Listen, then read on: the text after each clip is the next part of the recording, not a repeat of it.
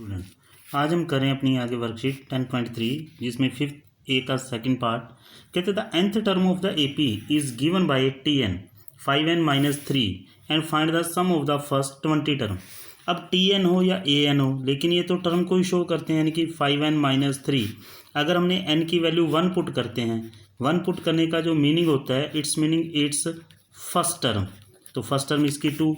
अगर हमने n की वैल्यू 2 पुट कर दी तो 2 पुट करने का मीनिंग आ जाएगा इसकी सेकंड टर्म, 5 to the 10 - 3 यानी कि 7।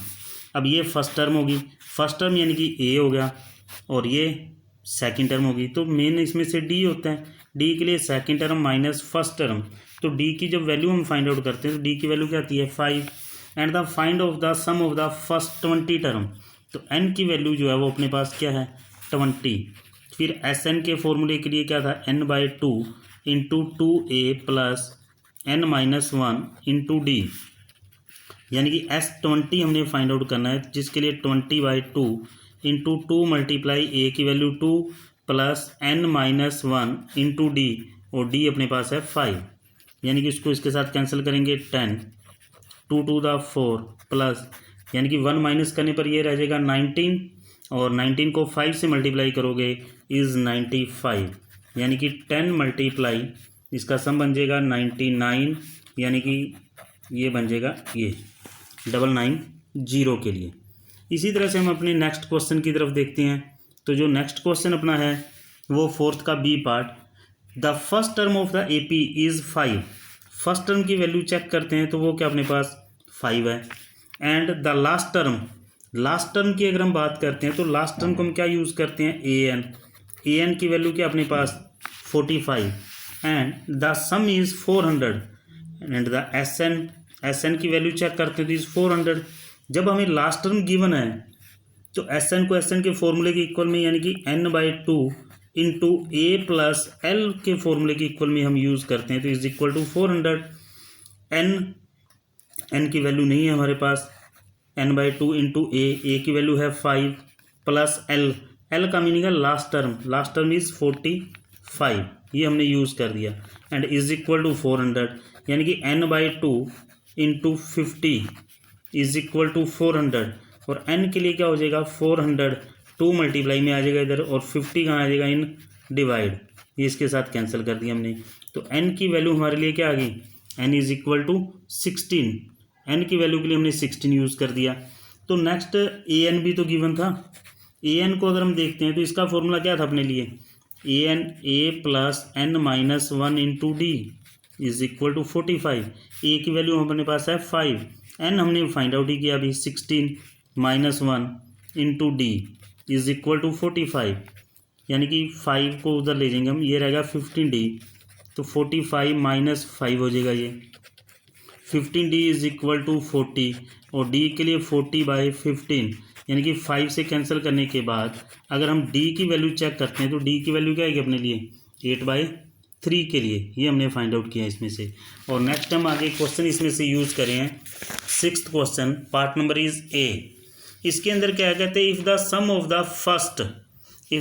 द फर्स्ट के लिए हम यूज़ करें of the N term of an A P is 4n-n², यानी कि ये एस एन गिवन है, इस वक्त एस एन के लिए दिया गया है sum of the general term 4n-n²। अगर हम n की वैल्यू 1 पुट करेंगे तो sum of the 1 term, 2 put करने पर सम ऑफ द 2 टर्म आएगा, जैसे 4 इंटू 1 -1 इट्स स्क्वायर, तो 4 - 1, यानी कि S1 की वैल्यू क्या अपने लिए 3। इसी तरह से S2 यानी कि n की वैल्यू 2 पुट करेंगे तो सम ऑफ द 2 टर्म आएगा ये। इसी तरह से 8 - 4, यानी कि ये क्या आएगा इसमें से 4। लेकिन क्या होता है कि A1 और S1 ये सब इक्वल होते हैं, यानी कि इसकी वैल्यू क्या आई थी अपनी 3। अब ये sum of the 2 term is equal to 4 है। सम ऑफ द 2 टर्म का मीनिंग क्या होता है, first term plus second term is equal to 4, और फर्स्ट टर्म हमने अभी फाइंड आउट की थी is 3 plus second term is equal to 4, यानी कि second term is equal to 4 - 3, यानी कि 1। अब इसमें से मेन हमने डी फाइंड आउट करना है, जिसके लिए हम यूज़ करते थे second term minus first term 1 - 3, यानी कि डी की वैल्यू क्या आएगी अपने लिए -2 आएगी। और इसमें से फाइंड आउट क्या करना था, कहते हैं what is the first term. First term already हम फाइंड आउट कर चुके हैं, and what is the sum of the first two term, तो sum of the first two term ये भी हम फाइंड आउट कर चुके हैं। What is the second term, second term भी हम फाइंड आउट कर चुके हैं already. Find the third, tenth and nth term. अब हमने सबसे पहले थर्ड टर्म फाइंड आउट करना है। तो थर्ड टर्म के लिए क्या होता है, a प्लस 2d। तो a की वैल्यू हमने क्या फाइंड आउट की थी इसमें से, a की वैल्यू थी 3 प्लस 2 इंटू डी की वैल्यू है -2, यानी कि 3 प्लस माइनस के 4 हो जाएंगे, यानी कि -1 आ जाएगा। इसके बाद हमने फाइंड आउट करनी है its tenth term. Tenth term के लिए होता है a प्लस 9d। a के लिए 3 प्लस 9 इंटू -2, यानी कि ये आ गया 3 प्लस -18, जिसकी वजह से वैल्यू आ गई -15। ये सेकंड आंसर आ गया। उसके बाद हमने फाइंड आउट करना है nth टर्म। nth टर्म के लिए n की वैल्यू n ही रहेगी, यानी कि इसके लिए हम यूज़ करते हैं a plus n-1 into D, जिसके लिए a की वैल्यू थी 3 प्लस n-1 इंटू डी की वैल्यू है -2। तो 3 -2 से मल्टीप्लाई करेंगे -2n, इसके साथ करेंगे माइनस +2 बन जाएंगे। तो टोटल 2 और 3 ये बन जाएंगे 5 -2n। तो ये हमारे आंसर बन जाएंगे। इसमें से टोटल नियर अबाउट 6 आंसर बन जाएंगे, first, second, third, fourth, fifth and sixth. आज के लिए हम लास्ट क्वेश्चन इसमें से ले रहे हैं 7th, part number is A. कहते find the sum of the first 21 terms of AP, यानी कि 21 टर्म्स का सम फाइंड आउट करना है। Whose second term is 8। अब सेकंड टर्म 8 है, तो सेकंड टर्म को हम क्या लिखा करते थे, a plus D is equal to 8। ये अपनी फर्स्ट इक्वेशन बन गई। And the fourth term is 14।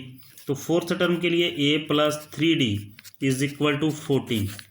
अब उसी तरह से जैसे हम थर्ड चैप्टर यानी कि pair of the linear equation को सोल्व किया करते थे, उसी तरह से जैसे एक इक्वेशन अपनी ये है, सेकंड इक्वेशन ये वाली है, तो दोनों यानी कि पॉजिटिव हैं, तो हम यहाँ पे यूज़ करते थे फॉर द सब्ट्रैक्ट का, तो सेकंड के सिंबल चेंज कर देते थे। तो ये रह गया 2d इज इक्वल टू 6, और d के लिए क्या बन जाएगा 6/2, यानी कि d की वैल्यू क्या आ गई अपने लिए 3। इस वैल्यू को किसी भी इक्वेशन में पुट कीजिए, यानी कि हम इस इक्वेशन में पुट कर रहे हैं, तो a प्लस डी की वैल्यू 3 इज इक्वल टू क्या है 8। तो a के लिए क्या आएगा 8 - 3, यानी कि a की वैल्यू क्या आएगी अपने लिए 5। इसके बाद फाइंड आउट करना था हमने सम ऑफ द फर्स्ट 21 टर्म्स। तो उसी तरह से n/2 into 2a plus n-1 into D की वैल्यू थी अपने लिए 3, और ये रह गया 21/2 इंटू 5 to the 10, ये 20 रह जाएंगे। 20 को 3 से मल्टीप्लाई करेंगे 60, यानी कि 21/2 मल्टीप्लाई टोटल आ गया 70, 35 ये रह जाएगा। 21 और 35 की मल्टीप्लाई करते हैं तो ये आती है अपने पास 735, ये अपने लिए आंसर बन जाएगा। Thank you and have a nice day.